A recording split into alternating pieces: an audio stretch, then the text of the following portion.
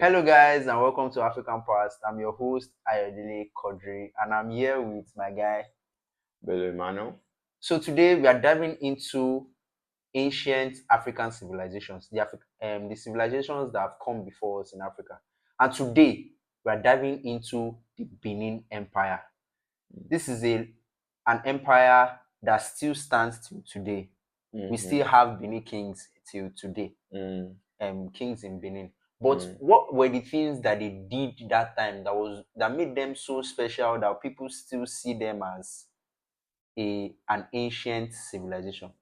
So Benin, during that time, Benin had these very exquisite bronze sculptures. Even some of them are in the UK today. Yeah, that's basically all that's left of the Benin, history, the Benin history. The Benin But Kingdom of then. that particular time, people go to school to learn how to make sculptures and stuff like that. But those times, there were no schools for you to learn those things. How were these people creating such intriguing and beautiful sculptures? It was something because they didn't attend an art school in England. They just had to learn from their ancestors, obviously. Yeah, it was passed down, tradition. And it was something that dragged a lot of traction. If it never dragged a lot of tractions, most of the bronze sculptures that are now in the UK that was extradited to the UK wouldn't be there today. And we'll lay emphasis on they were moved, they were stolen from Africa. Okay, so I think that it might even be it might be more advantageous to just start with a background story.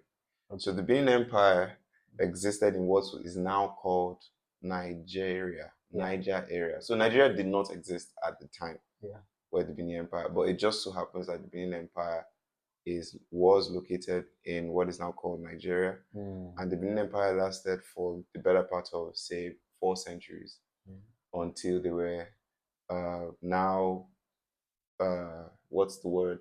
Not colonized. They were conquered by the British Empire. Yeah. So needless to say, they were weakened by the civil wars in their ranks. Yeah. And so, the British took away exactly. So that's probably how those they took away those bronze sculptures. Yeah. And at that particular time, they had a sophisticated political system. A particular political system that things were working. Yeah. That time. Yeah. For this particular empire. It lasted for 400 years. That's older than America. Yeah. So exactly. So the things were working that time. They had a sophisticated. They never needed anybody. They had everything they needed, and they thrived on agriculture. That particular time there was trade by barter, so you had to buy things. You have things. You go to the farm, you have things to buy things and stuff like that. So that particular time, no paper money. There was no paper money. There was a way you had to trade something for something. And I would say the particular thing that is a disadvantage for these empires is the fact that most of these empires traded humans. That's the slave trade. Yeah. It was a particular nail in an African man's eye, because it was something so difficult you had to sell your child, you had to trade your child for food and stuff like that. So it was a quite difficult part at those times. They traded with Europeans, obviously. Definitely. That's why you have most of you that are in Europe today, and you think you are black, you are an European. You have that history. Yes, you have an African history, obviously.